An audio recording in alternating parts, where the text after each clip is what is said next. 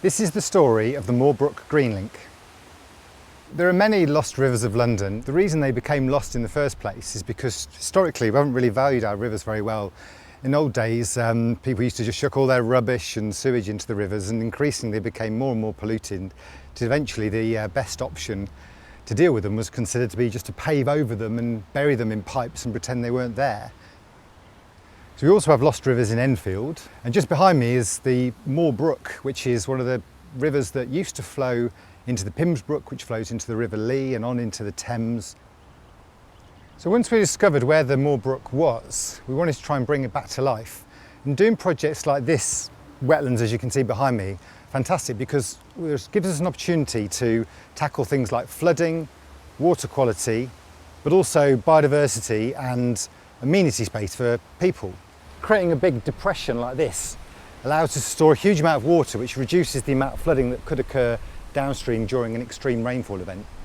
But also the wetlands themselves are incredibly good at cleaning water. The reason urban rivers are polluted is because you get all sorts of horrible detritus and things washed off roads, but you also get pollutants that come from different sources.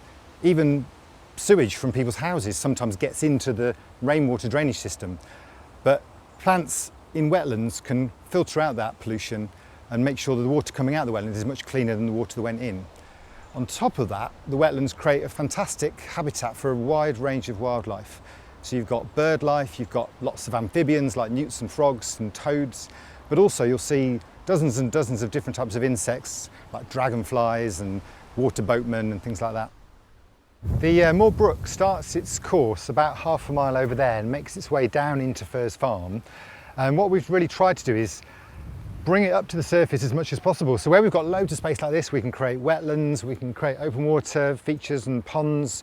But as it carries on towards Pymmes Park, it goes under lots of roads like the A10, and there simply isn't the opportunity to bring it to the surface like that. What we've done in those locations is we've created a series of rain gardens along the way so that people can follow the course of the river and see where it would have flown as they make their way down to Pymmes Brook and beyond. Well, across the way here was just a very open field, very muddy, and it was only really used for dog walkers. Children really couldn't use it, and so it's very boring. So the wetlands and the park has really supported community cohesion and really got people talking to each other. So we've had 2 festivals, we have regular events, Halloween and a Children's Day in May, and it's really brought people together, and they use the park lots more than they ever used to. And lockdown, we've seen a huge increase in footfall, and it's been a marvellous, marvellous project.